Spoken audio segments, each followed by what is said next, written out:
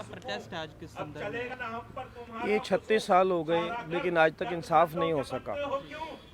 आज भी हजारों कातिल खुलेआम घूम रहे हैं। आज भी जो एसआईटी ने रिपोर्ट दी सुप्रीम कोर्ट की, उस जन तक नहीं हुई है। वो ला के सामने कहा नहीं जा रहा कि वो 199 केस जो बंद कर दिए गए थे पुलिस से, उनको रीओपन किया जाएगा।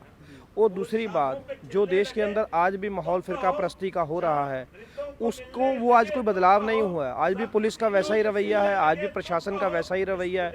तो क्या गारंटी है कि दोबारा नहीं होगा?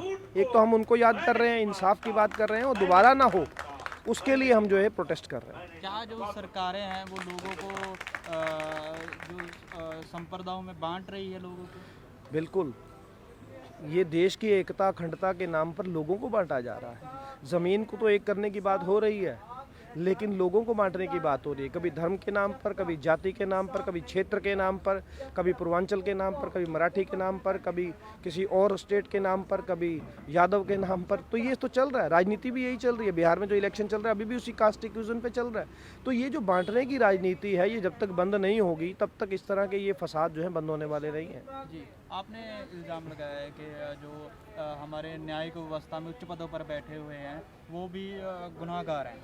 सबसे पहले तो गुनाहगार है पुलिस जी, क्योंकि कोर्ट के अंदर तो जब तक आप गवाह नहीं पेश करोगे, जब तक आप एविडेंस पेश नहीं करोगे, जब पुलिस ही उसमें दोषी हो, जब पुलिस ही मरवाने वालों में शामिल हो, तो एफआईआर ही नहीं करेगी, चार्जशीट ही नहीं करेगी। जब सज्जन कुमार के खिलाफ पहली एफआईआर 11 साल के बाद होगी तो वही कोर्ट में जाएगा। तो कोर्ट को मैं इतना दोषी नहीं ठहराता, क्योंकि जब उसके सामने केस ही जो है जो कमज़ोर पेश किया जाएगा तो वो बच जाएगा। लेकिन हाँ, जुडिशरी को भी जिस तरह सुओ मोटो उन्होंने कई मामलों में लिया, यहाँ पर नहीं लिया। जब उन्होंने 2002 के दंगों में सुप्रीम कोर्ट ने एक मॉनिटरिंग कमेटी बनाई थी, तो यहाँ क्यों नहीं बनाई, एसआईटी क्यों नहीं बनाई थी?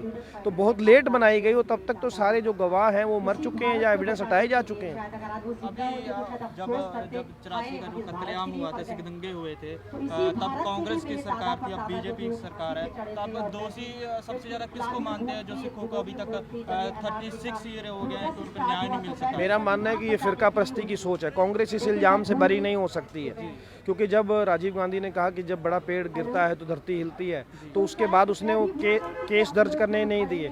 उसने रंगनाथ मिश्रा कमीशन बनाकर उसके ऊपर मिट्टी पोत दी और उस रंगनाथ मिश्रा को राज्यसभा में भेज दिया। तो उन्होंने इस तरह से इन जो कत्लेआम हुआ था उसको जो है वो मतलब ढांपने की कोशिश की है। कांग्रेस ने यही कोशिश की है। उसके बाद बीजेपी को भी थोड़ा सा अपने जो इन्होंने एसआईटी बनाई थी, उस एसआईटी ने केस बंद करने की बात कर दी, तो इनको भी थोड़ा एफर्ट करना चाहिए था कि उन मामलों को सामने लेकर आते और सजाएं दिलवाते। लेकिन अफसोस है कि अभी तक ऐसा नहीं हो सका। अब आप क्या चाह रहे हैं कि किस तरह से जांच होनी चाहिए सिख दंगों की और इस तरह की राजनीति? मेरा मानना है कि अगर सरकार चाहे, अगर सज्जन कुमार को 32 साल बाद उम्र कैद हो सकती है तो बाकियों को भी हो सकती है। उसके लिए ज़रूरी है, मैं फिर कह रहा हूँ कि टाइम बाउंड 1 साल के अंदर सारा ट्रायल खत्म किया जाए और सरकार वो बना के जो केसेस रीओपन करने हैं उनको 6 महीने में रीओपन करे। अगर वो इच्छा शक्ति दिखाती है, विल पावर दिखाती है, तो आज भी सजा दिलवाई जा सकती है।